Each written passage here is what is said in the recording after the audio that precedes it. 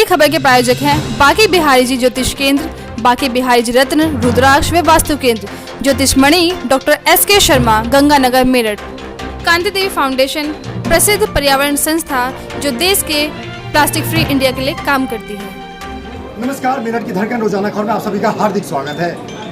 क्रांति भूमि मेरठ यूँ तो मंगल पांडे की भूमि जाना जाता है, लेकिन आज हम आपको जो बताने जा रहे हैं वो हम किसी जाति धर्म की बात नहीं कर रहे हैं, लेकिन अगर किसी का नाम अगर किसी क्रांति से जुड़ता है और अगर पीछे रहता है तो उस पर भी हम लोगों को सोचना पड़ेगा।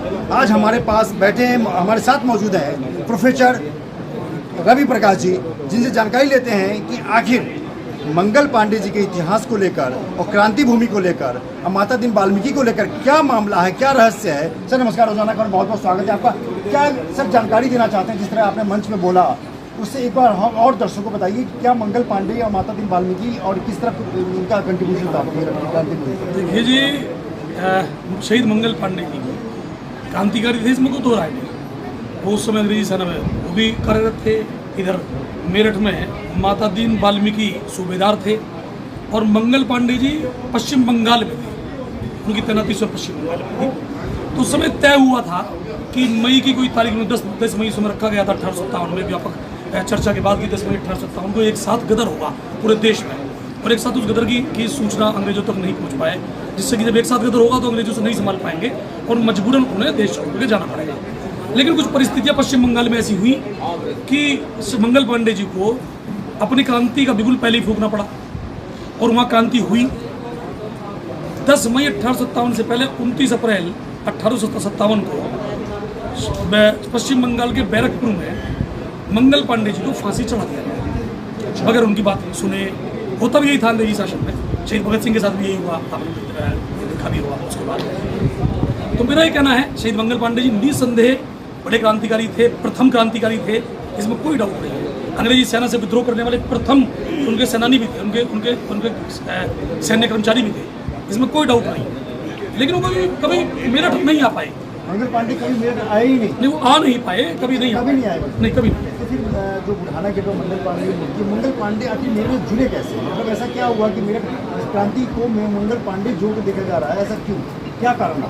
29 अप्रैल को जब मंगल पांडे जी को फांसी चढ़ा दिया अंग्रेजी सरकार ने, तो इससे अंग्रेजी सेना में जो भारतीय लोग काम कर रहे थे उनको और अधिक गुस्सा उठा, तो वो प्रेरणा स्रोत बने लोगों के, इसलिए। और फिर उसके बाद 10 मई 1857 को मेरठ से क्रांति का बिगुल होगा, माता दीन वाल्मीकि के नेतृत्व में उस टुकड़ी में। इसका इसलिए मंगल पांडे जी सबके मेंटर हैं, इसमें कोई डाउट नहीं है।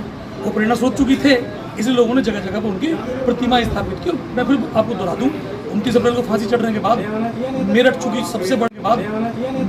सबसे बड़ी उस समय भी यहाँ पर क्रांति का अड्डा था, और सैन्य दृष्टि से देखा जाए तो आज भी सबसे बड़ा यहाँ सैन्य अड्डा है इस क्षेत्र का, देखा जाए उस समय भी था।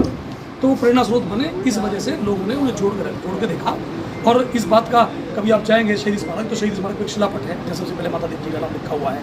वहीं सामने उनके उस शिलापट के सामने मंगल पांडे जी की प्रतिमा है, उसके नीचे भी लिखा हुआ है कि यह प्रतिमा वहाँ से लाई मिट्टी की सहायता से बनी है। उसमें उसका अंश है बैरकपुर में, जहाँ शहीद मंगल पांडे जी की शहीद हुई है। बिल्कुल सही जानकारी। मैं एज ए जर्नलिस्ट में बता दूं, कभी किसी को गुमान नहीं करना चाहिए। 18 साल की पत्रकारिता में दिल्ली और मेरठ में बड़े बड़े अखबारों चैनलों में रहने के बाद मेरठ में भी पत्रकारिता करना, मेरी पहली जानकारी प्रोफेसर साहब दे रहे हैं, और अच्छी जानकारी है आपके लिए भी। सर, दो आखिरी सवाल आपसे पूछूंगा कि मंगल पांडे नहीं आए चूँकि वहाँ का कुर्बानी थी, इसलिए हो गया, लेकिन मेरठ में भी मंगल पांडे इतना पॉपुलर क्यों हुए और यूपी किसी शहरों में क्यों नहीं? ये मैं आपको पूछना चाहता हूँ। अब ये तो मंगल पांडे मेरठ के लिए क्यों एक पर्यायवाची बने? अब इसके लिए तो ये इतिहासकार इसका कोई जवाब दे सकते हैं। इसीलिए मैंने माननीय मंत्री जी को कहा, इससे पहले मैं संस्कृति मंत्री जी से मेरा आग्रह हुआ है कि इसीलिए माता दीन जी की भी, माता दीन वाल्मीकि के बारे में जानना शुरू। माता दीन वाल्मीकि भी सूबेदार थे उस समय, और सूबेदार अपने आप में अगर जो असामान्य कर्मचारी है फौज का, उसके लिए कमांडर होता है। तो मैं इसीलिए मैंने निवेदन किया कि जो उनके नेतृत्व में वो काम हुआ है तो उनकी प्रतिमाएं स्थापित की जाए, वो जानकारी मिले। देखिए, हमारी जिम्मेदारी है कि हम इतिहास को सही तरीके से देखें, क्योंकि गुमराह कोई भागने वाली पीढ़ियाँ ना। आपने देखा था पिछले दिनों मंत्री जी आए थे हमारे प्रदेश सरकार के, तो उन्होंने खड़े होकर के यहाँ शहीद स्मारक पे देखा, गूगल किया कि भाई मंगल पांडे जी का और मेरठ क्रांति का आपस में उन्होंने संपर्क स्थापित करने की कोशिश की। तो अखबार में छपा था, किसी न्यूज़ पेपर ने दिया और अच्छे बड़े न्यूज़ पेपर ने दिया कि 10 मिनट तक खोजते रहे मंगल। तो ये इतिहास को तोड़ मोड़ पेश किया जाता है। इसलिए मैं फिर कह रहा हूँ, मंगल पांडे जी प्रथम क्रांतिकारी हैं, कोई दो राय नहीं। उनकी शहादत को मेरा बारम्बार नमन, लेकिन मेरठ की क्रांति पे माता दीन बाल्मीकि जी को भी उनको स्थान मिलना चाहिए। और वैसे तमाम क्रांतिकारियों को जो इतिहास के पन्नों से गायब हैं, उन्हें उनका स्थान मिले, उन्हें भी हम देश के लोग नमन कर पाएँ। बस ये हमारा प्रयास था। बिल्कुल, आज हम आज़ादी के स्वच्छ वातावरण में सांस ले रहे हैं, इसमें कोई दो राय नहीं। जिन्होंने कुर्बानियाँ दी, चाहे वो देश के किसी कोने में दी, किसी भी धर्म के लोग थे, वो हमारे लिए पूजनीय है और माननीय है। लेकिन मेरठ की क्रांति धारा मंगल पांडे के नाम जानी जाती है। इसके पीछे का रहस्य हमें प्रोफेसर साहब ने बताई। लेकिन मंगल पांडे पूजनीय है, आदरणीय है, सम्मानीय है, लेकिन माता दीन बाल्मीकि को भी वही सम्मान मिलना चाहिए, क्योंकि मेरठ की क्रांति भूमि पर, इस मिट्टी पर उन्होंने अपनी कुर्बानी दी। विभूति रस्तोगी, रोजाना खबर, मेरठ। लगातार खबर देखते रहिए। हम रुके एक छोटे से ब्रेक के लिए। हमारा चैनल अगर आपने अभी तक सब्सक्राइब नहीं किया है तो चैनल को सब्सक्राइब करें और बेल आइकन का बटन दबाना।